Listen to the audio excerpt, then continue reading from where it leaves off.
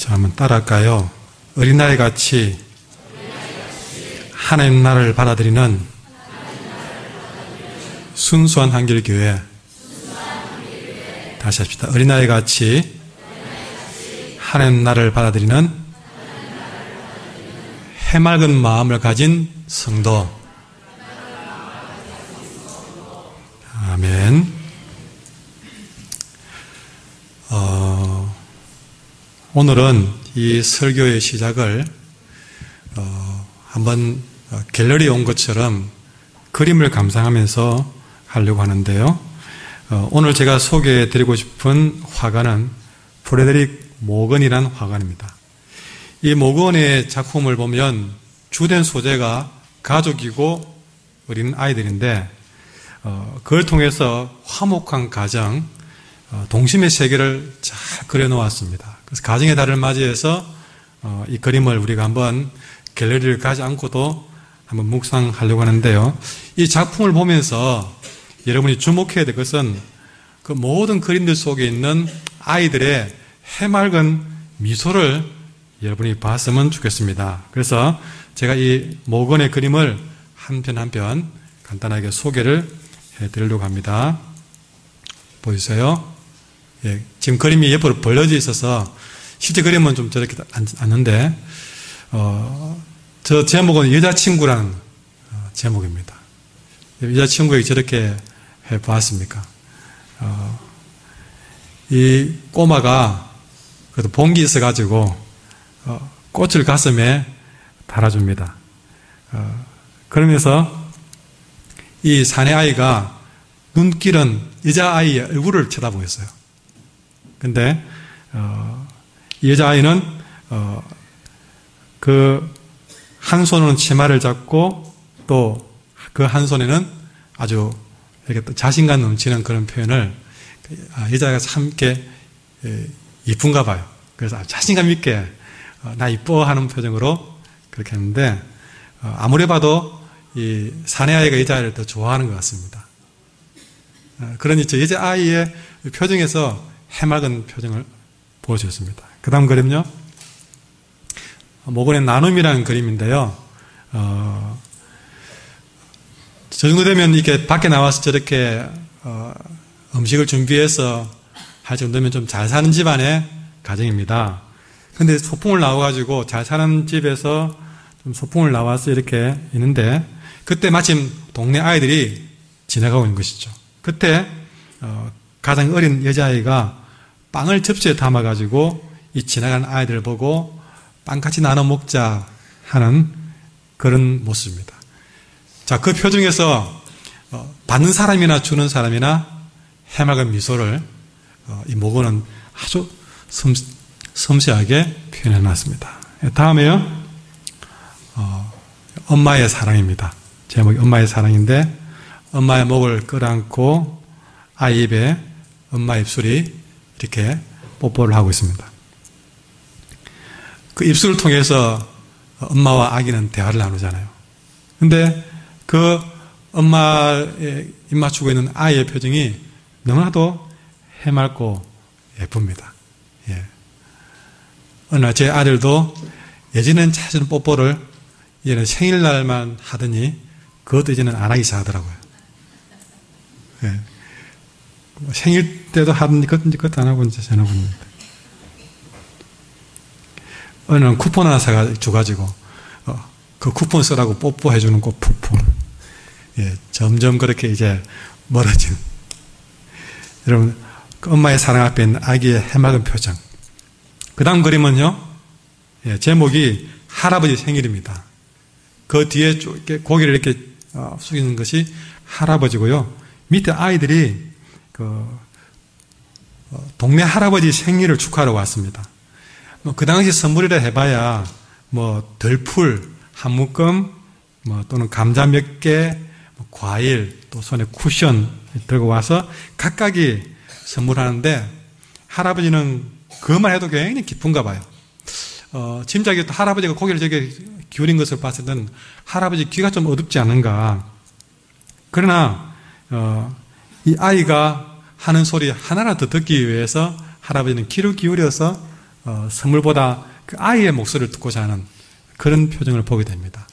아마 이 시간에 제일 큰 선물은 해맑은 아이들의 미소가 아니었겠습니까? 예. 그래서 어버이 주간 되면 여러분 아이들 데리고 가지고 그 얼굴에 꽃 피워주는 것이 제일 큰 선물이라고 생각이 듭니다. 그보다 현금이 더 중요하십니까? 예. 뭐든 좋습니다. 어쨌든 누구든 웃게 만들면 이 가정의 달이 의미가 있지 않겠습니까? 그 다음 그림은요, 시소놀인데요. 여러분, 아이 3명을 감당하는 엄마의 무게를, 예. 저분이 옛날에는 안 그랬겠죠? 옛날에는 안 그랬을 것인데, 예, 이제 뭐 3명도 능히 걷더니 올라가도 뭐 전혀 미동이 없습니다.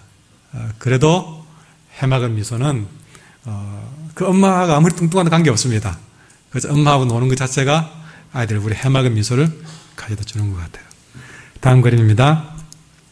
해변에서 그야말로 밖에 나와서 강아지와 더불어 아이들이 그 표정의 모든 마음을 다 담고 있습니다. 그 다음입니다. 예, 저건 뭐냐면요, 할아버지 손을 붙잡으면서 제목이 뭐냐면 시장에 가요 하는 제목입니다. 예, 시장에 가요 할아버지한테. 예, 그러면서 이 할아버지의 표정은 이 아이들의 해맑은 표정에 꼼짝 못하고 아마 저분은 시장에 가가지고 아마 찌짐 한 판 구워줄 것 같은 그림입니다. 예, 그런 그림입니다. 자, 그 다음 마지막 그림, 예, 작은 이방인들.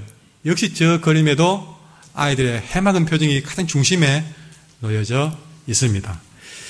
자, 우리가 이 그림을 잠시 한 8편 정도 봤는데, 여러분 제가 뭘 본지 아십니까? 그 표정을 설명하는 중에 이미 여러분은 해맑은 미소에 전염돼 버렸어요.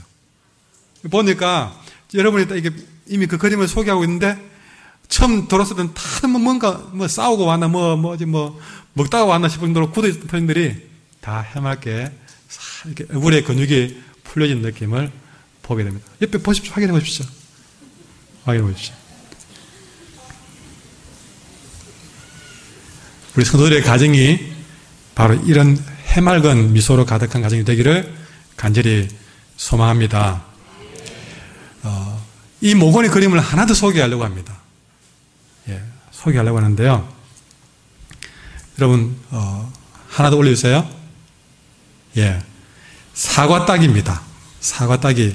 위에 사과를 흔들면 밑에 모두가 어른 아이 함께 큰 보재를 펼쳐놓고 떨어지는 사과를 받아내는 모습인데, 그 구성은 한 사람 한 사람이 다 정겨워 보이는 그런 해맑은 미소를 보여주고 있습니다.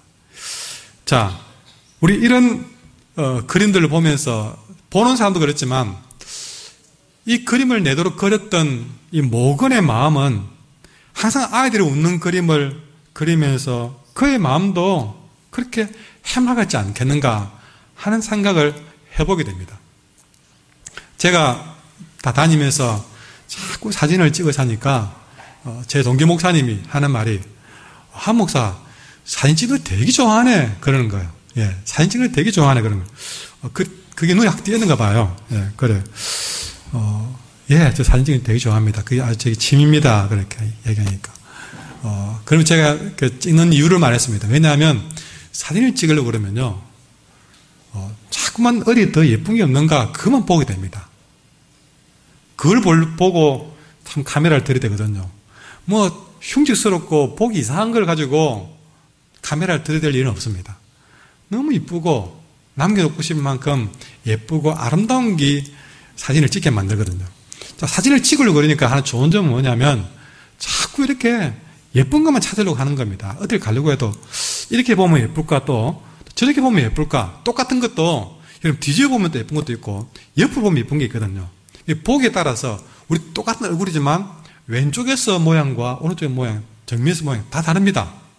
그 개인마다 어느 쪽이 더 이렇게 더 각도에 따라서 예쁘게 나는 부분이 있잖아요. 그런 부분들이 그냥 보면 몰랐는데 좀 보려고 하니까 이것저것 예쁘게 보여지는 것이죠. 그래서 사진 찍는 것이 여러 가지로 유익이고 재미있어서 하는데요. 이 모건도 그림을 그리면서 자기도 그런 마음으로 사고 싶은 간절한 마음이 있었기에 끊임없이 그런 그림만 그린 것이 아닌가 하게 생각하게 만든 것이죠.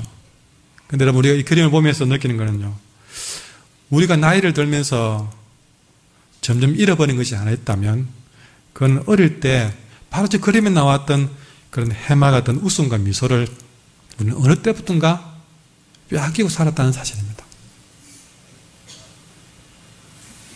오늘 이 주일학 어린이부가 나와서 다 찬양하는데, 여러분, 어린이부가 서서 찬양하는 것만으로도 여러분들은, 여러분, 제가 모건의 그림을 가져올 필요가 없겠다 할 정도로 여러분 표정은 이미 환하게 미소가 지어졌다는 것을 여러분 스스로는 모를 겁니다. 제가 가만히 볼 때에 저는 여러분을 봤잖아요. 봤을 때에 아이들이 서서 찬양하는데 자기도 모르는 과정에서 여러분 얼굴에서 아이 미소가 있더란 것이죠. 그것이 완전히 사라진 건 아닌데, 여러분 한 번씩 이 바깥에서 버스를 가만히 쳐다보면요, 전부 다 싸우고 노는 사람들 같아요. 표정들이 얼마나 무섭고 화가 나 있고, 말 건드면 한 대 맞을 것 같아요. 근데 전부 다 그래요, 전부 다. 전부 다 그래요. 그런데 분명히 그런 분들도 한때는 오늘 서던 이 아이들처럼, 여러분, 이 아이들처럼 낙엽 굴러가는 것만으로도 막 그냥 까르르 웃었던 그런 시절들이 있었던 분 아닙니까? 근데 세상을 살다 보니 더욱 우리에게는 이 해맑은 웃음이 점점 사라져 가는 것입니다. 자, 여러분 옆에 있는 사람은 어떻습니까? 한번 서로 얼굴을 보십시오. 한번 웃어보십시오. 웃겨보십시오. 예. 여러분, 옆에 해맑은 미소를 가진 분 있습니까? 한번 손 한번 들어보십시오. 근데 이 사람이 정말 해맑은 미소를 가졌어요. 옆에 사람. 누구를 소개하겠습니까? 누구? 정하린이? 민? 예. 니도 되게 웃네, 뭔게는. 자, 둘 다 넣어봐라.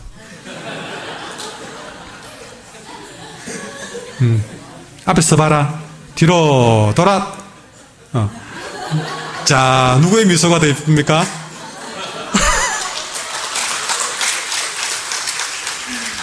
자, 오늘 해맑은 미소를 준 우리 아이들의 선물 주겠습니다.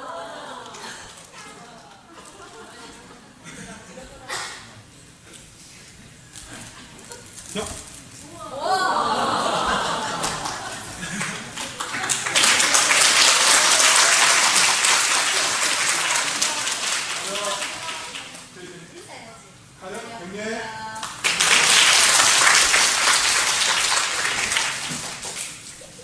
오늘 이런 분 드리려고 선물 준비해 왔어요. 자, 우리 애들은 자연스레 되는데, 어른들 중에서 해맑은 미소, 예, 자신 있는 사람 흔들어 보세요.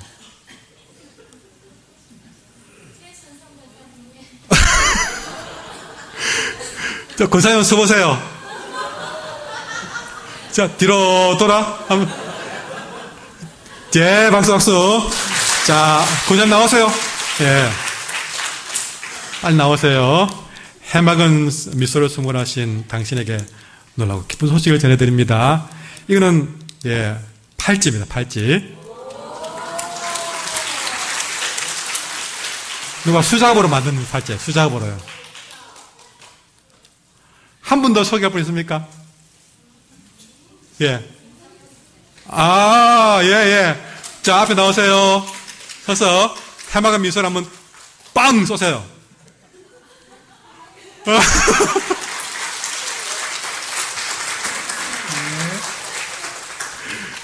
거기에는 그는 의미가 적혀 있습니다. 전부 수작업으로 어느 교회 성도들이 직접 만든 거예요. 예. 감사합니다. 나중에 사랑방에 가셔서 누구 미소가 더 이쁜지 또 서로 자랑도 하고 서로 대화해 주겠습니다. 예. 제가 어제 진짜 결혼식이 있어가지고 갔는데, 5월달 이게 무슨 여행해라고 하도 권해놨니까 얼마나 차가 밀리는지요. 예, 좀 많이 나간 것 같습니다. 그런데 잠시 휴게소에 들어가니까, 예, 갑자기 그 음악이 막 나오는데, 듣도 보도 못한 음악이 하나 나오는 거예요.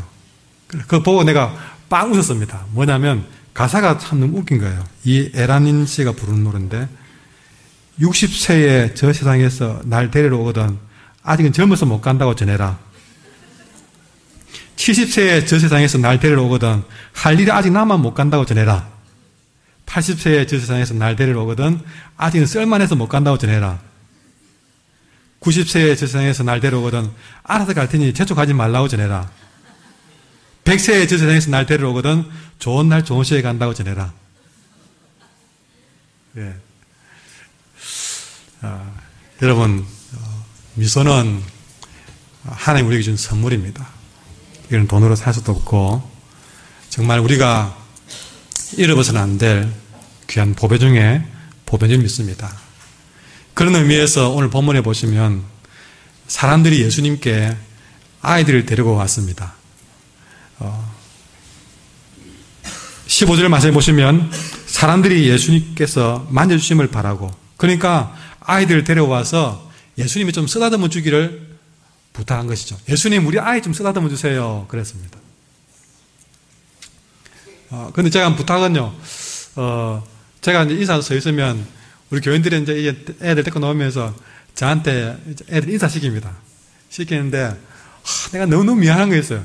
애들이 인사하다 바쁩니다. 인사하라고 막 그러니까요.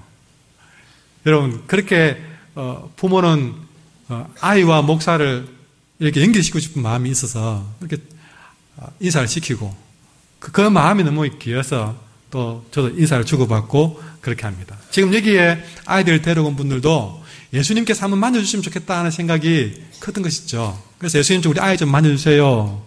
그런데 옆에 사람들이 발칵 화가 났습니다. 지금 예수님이 설교하고 지금 얼마나 바쁜데 이 와중에 아이들까지 챙기라고. 그 당시 아이들과 여자들은 좀 죄송하지만 사람 취급을 받지 못했습니다. 그런데 이 아이들을 만져달라고 지금 예수님이 얼마나 바쁜데 불만을 표시하고 심지어 제 아들도 동조하고 거기에 아이를 데려온 부모들을 꾸짖기 시작했습니다. 그런데 예수님은 달랐습니다. 16절에 예수님께서 아이들을 가까이 불러서 말씀했습니다. 아이들이 내게 오는 것을 허락하고 막지 말라. 하나님의 나라는 이런 사람의 것이다 라고 선언해버렸습니다. 여러분 이 중요한 얘기를 오늘 논하는데요. 하나님의 나라는 이런 사람의 것이다. 그리고 17절에 덧붙여 설명해 주시는데 내가 진정으로 말한다고 하면서 오히려 예수님은 정색하면서 말씀을 했습니다. 누구든지 이 어린 나이 같이 하나님 나라를 받아들이지 않는 사람은 그 하나님 나라에 못 들어간다고 말했습니다. 얼마나 센 말인지 모릅니다. 오늘 본문에 보시면요. 결단코라는 말까지 들어가면서 아주 강하게 누구든지 이 어린 나이 같은 마음으로 하나님 나라를 받아들이지 않으면 너는 하나님 나라에 들어가지 못한다 이거죠. 여러분 오늘 17절에 중요한 얘기를 다시 한번 저는 강조하고자 합니다. 오늘 어린 나이와 같다라는 말은요. 하나님 나라를 받아들이는 데 있어서 어린 나이와 같은 마음을 가진다는 것이죠. 어린 나이 같이 찡찡거리고 철없는 것이 말 아니라 어린 나이와 같이 되어야 된다는 말은 바로 하나님 나라를 내가 받아들이는 그 마음가짐이 어린 나이처럼 받아들여야만이 그 하나님 나라에 들어갈 자격이 있다는 사실입니다. 여러분 하나님 나라를 어린 나이 같은 마음으로 받아들이십니까? 어떻습니까? 하나님 나라를 받아들이는 그 자세에 있어서 어린 나이와 같은 모습, 하나님의 말씀을 받아들이는 자세가 어린 나이 같은 마음, 예배드리는 자세가 어린 나이 같은 마음, 하나님을 사랑하는 그 마음이 어린 나이 같은 마음, 이런 마음을 가져야만이 하나님 나라에 들어갈 수가 있고 이런 사람이 바로 하나님 나라에 적합한 사람이다. 우리가 그림을 봤지만 그러면 어린아이 같이 하나님 나라를 받아들이는 것은 어떤 마음일까? 저는 두 가지 단어로 표현하려고 합니다. 어떤 마음으로 받아야 어린아이 같이 하나님 나라를 받아들일 수 있는가? 어떤 마음을 가져야 하나님의 말씀을 어린아이 같은 마음으로 받아들이는가? 따라합시다. 해맑은 마음, 순수한 마음. 여러분, 어린애같이 하나님 나라를 받아들이는 사람은요, 해맑은 마음으로 하나님 나라를 받아들여야 됩니다. 순수한 마음으로 하나님 나라를 받아들여야 됩니다. 여러분, 해맑다는 말은, 순수하다는 말은 뭡니까? 그 마음이 깨끗하다는 겁니다.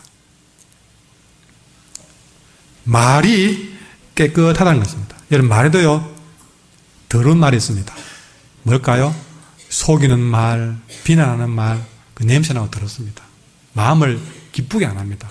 마음을 더럽히고 영을 더럽힙니다. 그리고 여러분, 귀도 해맑은 귀가 있어요. 뭐 말을 했는데 자꾸 곡해해서 듣는 말이 있습니다. 귀가 해맑지 순수하지 못해서 그래요. 그러니 귀가 해맑은 귀는요, 어떤 귀가 순수한 귀냐? 여러분, 어떤 말이든 잘 듣습니다. 고집 그대로 듣습니다. 경청합니다. 경청합니다. 오해해서 듣지 않습니다. 그게 해맑은 귀를 가진 사람이에요. 이런 사람만, 이런 마음을 가진, 이런 귀를 가진 사람, 이런 마음을 가진 사람, 그런 말을 하는 사람이 해맑고 순수한 어린아이 같은 사람이다. 그렇습니다. 우리가 어린아이처럼 신앙생활을 한다는 것은 하나님 앞에서 이런 해맑음과 순수함을 지켜야 된다는 것입니다. 여러분, 다른 것이 아니라 하나님 앞에서 어린아이 같이 되기를 바랍니다. 그러려면 하나님 앞에서 해맑아져야 됩니다. 하나님 앞에서 이렇게 해맑고 순수한 어린아이가 되지 않으면 결단코 우리 삶에서 천국을 맛볼 수가 없다는 것입니다. 심지어는 장차 하나님 나라에도 들어갈 수가 없다는 것입니다. 그러려면 우리가 하나님 나라에 진짜 들어가려고 그럽니다. 내가 살아가면서 하나님 나라를 진짜 제대로 맛보려고 그러면 여러분, 지금보다 훨씬 더 여러분의 눈과 마음과 말과 그 모든 것들이 지금보다 훨씬 더 순수해져야 됩니다. 무엇보다 예배 시간에 순수하시길 바랍니다. 예배 시간에 여러분, 정말 이 예배만큼 우리는 순수한 마음으로 예배를 드려야 합니다. 자기를 드러내려고 여러분 순수하지 않잖아요. 정말 예배만을 순수한 마음을 드립시오. 예배가 예배되도록 하셔야 됩니다. 아까 우리 은혜인 찬송 하셨는데요. 그 가사 한번 띄워볼까요? 아까 어린 찬양했던 가사.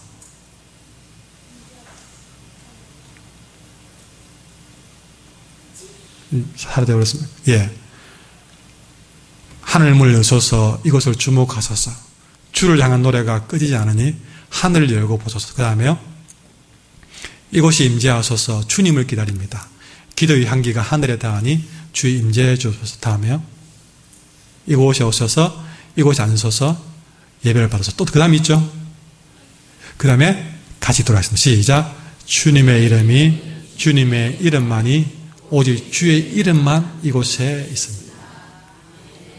다른 거 다 여러분 다 내려놓고 이 예배 시간에는요, 주님의 이름만이 내 마음속에 다 그려져야 됩니다.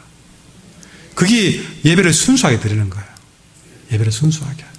다른 잡다한 건 다 내려놓고 세상 걱정 근심도 다 내려놓고 오직 주님만이 내 마음속에 가득한 예배, 그게 순수한 예배를 회복하는 것입니다. 찬양할 때에도 부르는 찬양 가사 하나하나에 순수한 마음으로 표현해야 됩니다. 말씀을 들을 때에 그 말씀 하나하나에 순수하게 아멘으로 화답하셔야 됩니다. 여러분, 우리가 이런 순수함을 얻기 위해서 제일 중요한 게 뭐냐면, 우리 한길교회 예배 시간만 드리는 것, 들어가는 것이 있는데, 그게 뭐냐면 바로 공적인 죄 고백 기도 시간입니다. 그게 예배 딱 앞에 있습니다. 왜냐하면 여러분, 우리가 옛날에 성전에 들어갈 때 전부 앞 입구에다가 물을 두 가지고 다 씻고 들어갔습니다.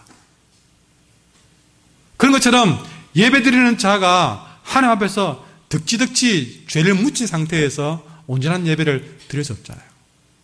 그러니 우리는 하나님 앞에 죄 고백을 회개 시간에 한 주간 세상에서 때묻고 더럽혀진 내 삶을 예수님의 보혈로 회개하면서 철저히 회개할 때에 세상에서 잃어버린 순수함을 다시 회복한 예배로 하나님 앞에 세우시는 것이죠.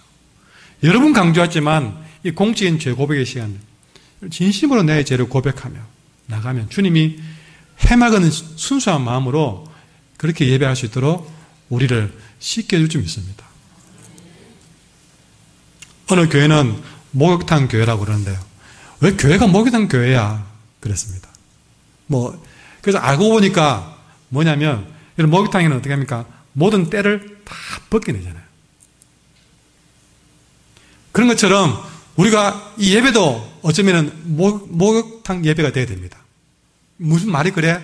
여러분, 우리가 모든 예배에 모든 때를 다 벗겨내고 주님 앞에 서셔서 나갈 때는 모든 때를 다 벗기고 세상에 나가셔야 됩니다.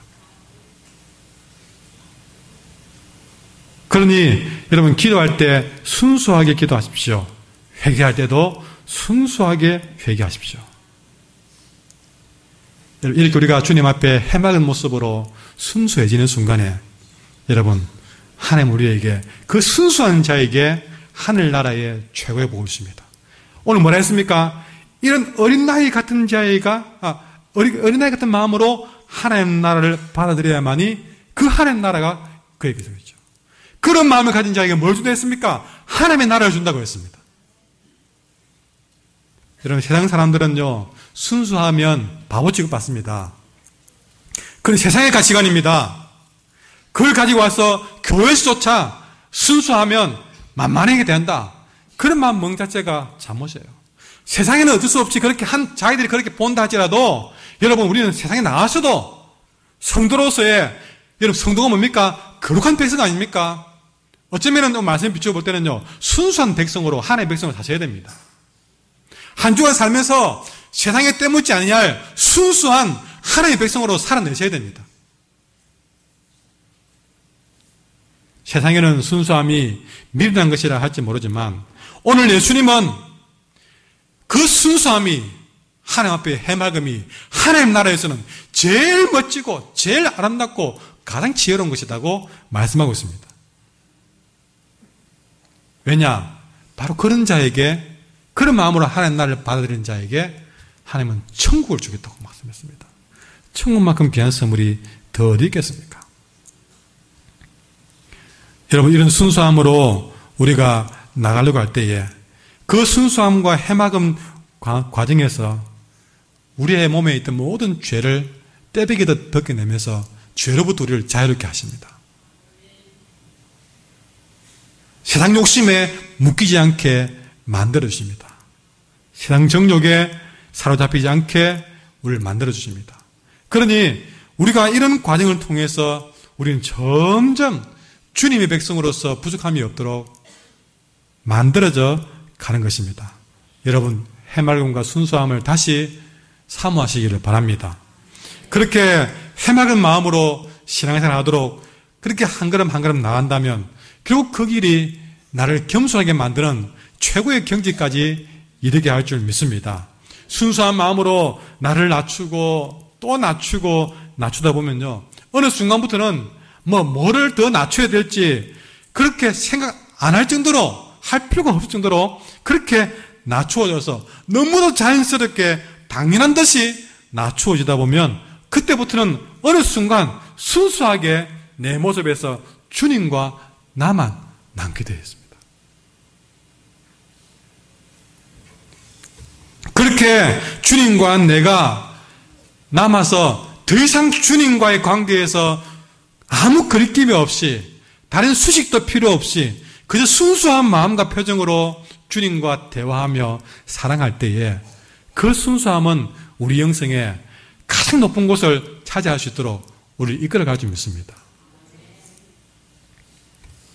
여러분, 신앙생활에서 제일 우리를 더럽히는 것 중에 하나가요, 계산하는 겁니다.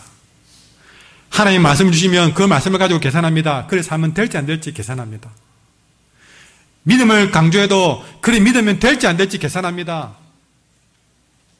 봉사하면서 이렇게 하면 어떻게 알아주겠지, 못 알아주겠지, 이거는 알아줄 봉사, 저거는 못 알아줄 봉사, 그렇게 계산하면서 신앙생활합니다.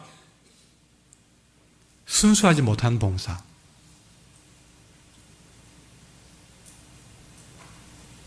신앙생활에 계산하지 말고 순수하게 신앙생활 하십시오. 그것이 능력이 되고 우리에게 지혜가 될 줄 믿습니다. 여러분, 우리가 순수하게 하나님 앞에 서는 것은 무엇일까? 어린아이 같이 하나님 나라를 받는 길은 무엇일까? 여러분, 아까 우리 어린이부 찬양했지만요, 순수한 것은 뭐 착하게 부드럽게 그게 순수한 게 아니라 오직 하나님 그분만 믿는 것이 가장 순수한 것입니다. 다른 나의 어떤 것도 의지하지 아니하고 오로지 하나님만 믿고 나가는 것, 바로 그것이 하나님 원하시는 순수한 믿음이다 하는 것입니다. 그렇게 해맑게 순수하게 하나님 그분만 믿는 신앙생활을 하게 될 때에 여러분, 우리 안에 벌써 하나님 나라가 내 마음속에 충만하게 채워줄 줄 믿습니다. 마지막으로 아까 모건의 그림을 한 번 더 보고 이 말씀을 마치고자 합니다. 지금 저 그림은요, 지금 네팔에서 지진이 나가지고 많은 분들이 고통을 받고 있는데, 또 지진에 버금가는 재난이 있다면 홍수입니다.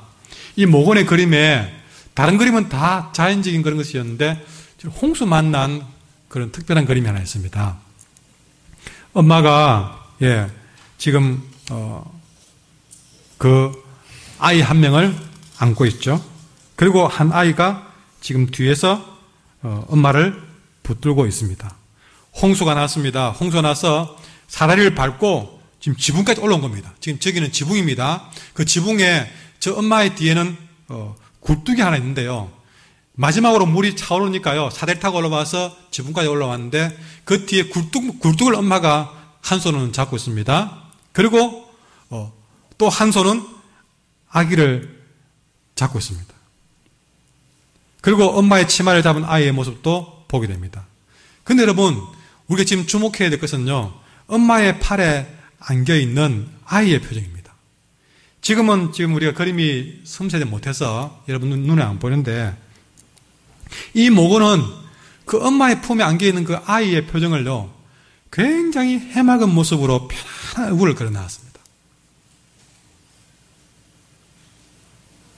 나중에 여러분 사랑방 모임할 때 참고해라고 그림을 제가 넣어놓은 것 같은데요. 자, 우리가 그 그림을 보면 뭐냐면, 그 엄마의 품에 있는 아이의 표정은 홍수가 나가지고 지금 엄마의 사정은요, 지금 물이 차올라서 위험 수준이 최고에 달한 상황입니다. 그 옆에 있는 아이에도 지금 상황을 잘 말해주고 있습니다. 발 하나 들고 있잖아요. 그런데 엄마 품에 안긴 아이는 눈이 어디가 있냐? 엄마 얼굴에 가 있어요.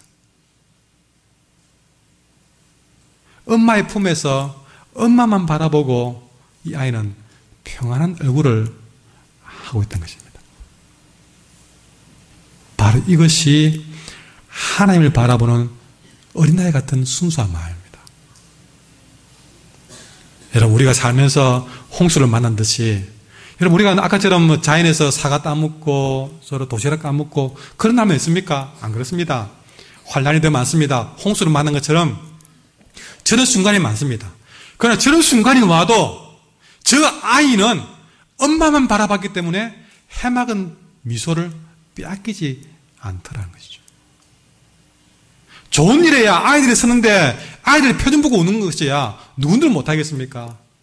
그러나 살면서 우리 생각지 못한 인생의 홍수를 만났을 때에도 우리가 나를 안고 계실 하나님의 얼굴을, 아니 하나님 그분만 내가 바라본다면 우리는 어떤 환난을 당해도 저 아이처럼 평안한 표정을, 해맑은 미소를 빼앗기지 않을 수 있다는 것이죠.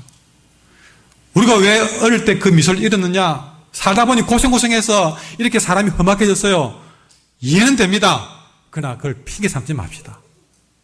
어떤 이는 우리보다 더 큰 어려움을 당해도 하나님을 바라보는 순수한 믿음으로 그 평안함을 잃지 않은 자들이 있더란 말입니다. 스테반 보십시오. 돌에 맞아 온 몸이 깨져서 죽어가는 순간에도 그를 죽이러 들었던 사람들을 용서해달라고 기도했고, 그는 웃으면서 잠자듯이 주님 앞에 설 수가 있었던 것이죠. 그럴 수 있었던 것은 그 순교의 순간에도 하나님만 바라보는 믿음이 있기 때문에 여러분, 죽음도 해맑은 미소를 빼앗아가지 못한다면 어떤 고난이 우리의 해맑은 미소를, 순수한 신앙을 빼앗아갈 수 있느냐. 사탄은 지금까지 온갖 핑계를 대면서 우리는 돈 없다고 짜증을 내고 힘들다고 마음 상했다고 자존심 상했다고 자꾸 우리 얼굴은 미소를 빼앗기고 마귀처럼 얼굴은 무섭게 바뀌어갔습니다. 누가 기뻐했겠습니까? 사탄밖에 기뻐할 일이 더 어디 있겠습니까? 다시 한번 우리가 어떤 환난이 와도 주님만 바라봄으로써 이 해맑은 미소를 빼앗기지 않을 그런 믿음의 순수함이 우리에 있기를 바랍니다. 착함이 아닙니다. 주님 그분만 바라본 것이 어린아이 같은 순수한 신앙이다 하는 것입니다. 이렇게 해맑고 순수한 마음으로 하는 날을 날마다 경험하는 저와 여러분 되기를 바랍니다. 어린아이같이 하나님 나라를 받아들이는 순수한 한길교회와 성도 되기를 간절히 소망합니다. 우리 시간의 말씀을 생각하시면서 우리 찬양할 때